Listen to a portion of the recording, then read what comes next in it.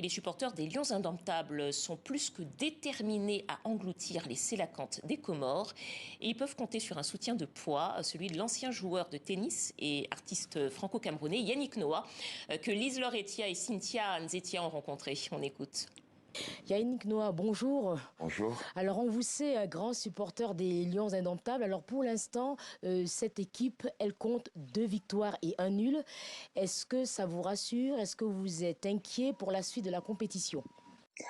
Non, l'inquiétude ne doit pas avoir de place aujourd'hui.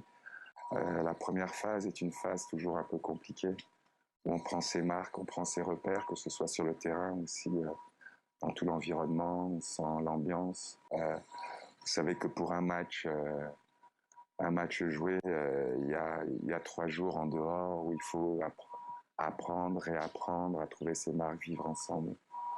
Donc le Cameroun termine premier du groupe.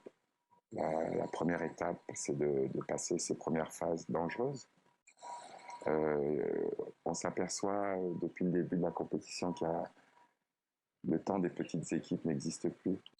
Tous les joueurs, toutes les équipes ont de forts potentiels. Donc oui, on a passé cette première phase. Maintenant, c'est une autre CAN qui commence. Il n'y a pas de raison d'être inquiet. Vous avez été dans ce team des Lions Indomptables. Est-ce qu'il y a quel est le meilleur souvenir que vous gardez? Est-ce qu'il y a une anecdote que vous pouvez nous raconter? Il y en a tellement, mais la première chose, c'est qu'après notre première rencontre et nos premières discussions, est arrivé le jour du premier match.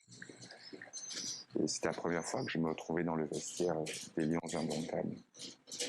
C'était une grosse émotion pour moi. J'étais dans les vestiaires des équipes de France. Jamais eu l'honneur d'être au cœur du vestiaire des Lions. C'était en 96, je pense. Peut-être un peu plus tard, je me souviens plus, il y a une douzaine d'années, je crois, une dizaine d'années. Et en fait, les Lions font les 2 prières ensemble. Prière pour les musulmans et les prières des catholiques, le Notre Père. Et j'ai été très ému. J'ai compris beaucoup de choses. On se demande toujours pourquoi ce pays, qui est au milieu de tous ces pays aux alentours qui se sont déchirés, pourquoi on arrive toujours à nous avoir une stabilité malgré tout. Et c'est ça, c'est l'acceptation de l'autre. Nous sommes un pays catholique, musulman, protestant traditionnel, beaucoup d'ethnies, mais on vit ensemble. Et les Lions Indomptables sont les représentants du pays. Et comment vivent les représentants du pays? Ils vivent ensemble. Vous savez, ici, on dit on est ensemble. Mm-hmm. Et ça m'avait vraiment touché. On termine par un pronostic. Qui succédera à l'Algérie le 6 février? Ce qui est sûr, c'est que c'est pas l'Algérie. C'est dur. Je rêve que ce soit le Cameroun. Je rêve que ce soit le Cameroun. On a gagné plusieurs fois, mais gagner à la maison, c'est autre chose. Je rêve de ça. Donc, moi, je crois en la force du rêve.